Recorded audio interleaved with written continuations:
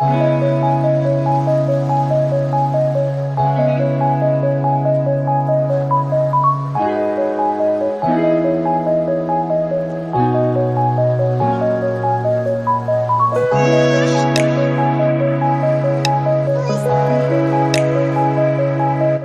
guys, welcome to art class with Miss Dalby online. Today I wanted to make a video all about oil painting. This is going to be an introductory video, so if you have never tried oil paint before, but maybe you always really wanted to, maybe you're interested in it, this video should be helpful in getting you started. I am obsessed with oil paint. Anybody who knows me knows that it is my favorite thing. I mean, I love acrylic paint in a way too. I love acrylic paint, don't get me wrong. But ain't nothing like the real thing, baby. So maybe this will be helpful in getting you started and you can experiment and you can see what works for you and end up making something that's entirely your own. So what I've got here is a makeshift palette. This is literally what I use for a palette every time. It's a piece of tin foil like wrapped around a board. So it's cheap. It's exactly as good as any kind of palette paper that they're gonna sell you for way more. And it works. So a few of my essential colors, I've got these Georgian oils here. This is burnt sienna. Burnt sienna is bay. We're gonna go French ultramarine. I'm an ultramarine girl. Some people are cobalt people, and that's fine, but ultramarine forever. Titanium white. This is the one that you need to buy the most of because you're using it constantly. We got us some cadmium yellow pale hue. You see where it says hue right there? That means that it's not actual cadmium and therefore not poisonous. Speaking of cadmium-ish paints, this is vermilion hue, but it kind of works the same way that a cad red would work. This is my other baby, alizarin crimson, but he's yellow ochre. He's another must-have. Raw umber. Ooh, don't they look so pretty all together?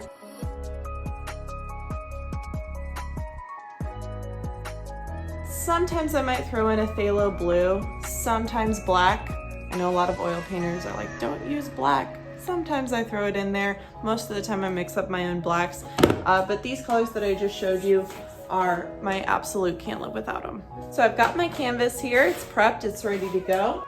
You need some kind of a solvent to use with your oil paints. So if you're used to using acrylic paint or other water-based paints, you always have a cup of water to clean your brush, to thin down the paint, to mix it in, to get a different consistency. Well, you can't mix water with oil. So instead you're gonna have some kind of a solvent like turpentine or paint thinner. Personally, I use Gamsol, right? See? So that's like the studio safe version. It's still combustible. It's still like,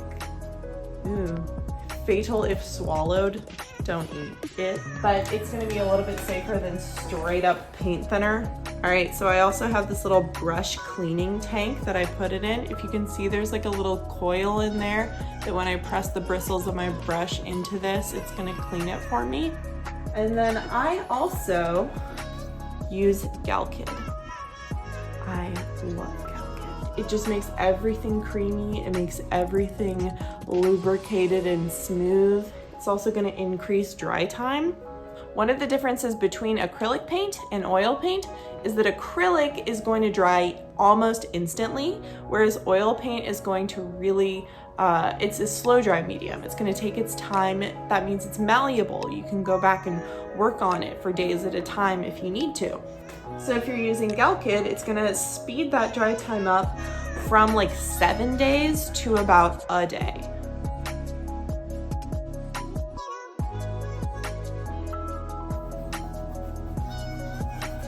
So I'm starting out with an underpainting. I'm just giving myself a base tone to work with. And again, I'm thinning this down quite a bit. I think I'm done. This is so modern. So next I'm going to grab my paintbrush and just begin to draw my design with a little bit more of that sienna, a little bit less thinned down. And it's really important that I get a solid kind of drawing before I go in and start rendering everything with my full colors. Next, I'm going to mix up a bunch of different flesh tones on my palette and then just begin blocking in the flesh tones on the face, really paying attention to where there are large areas of darkness and lightness. Value is really important at this point. And it's very important that you work from general to specific.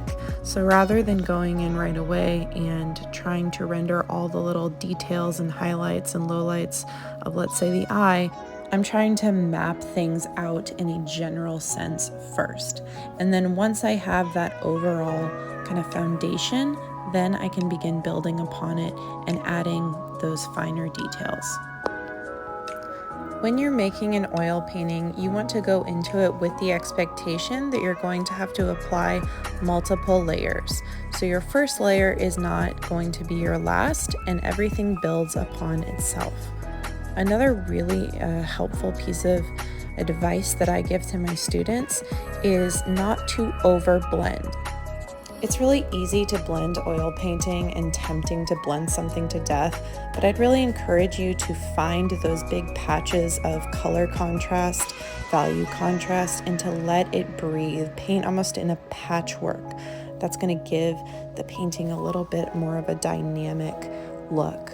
If you're using a reference photo, make sure you're paying really close attention to all those subtle little changes and giving yourself permission to exaggerate it for the sake of the painting where necessary. Look who woke up just in time to say hi on the video. My future artist.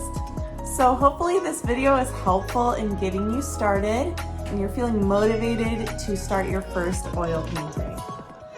I can't wait to see what you guys are going to come up with. Until then, say bye, Tommy. See you later.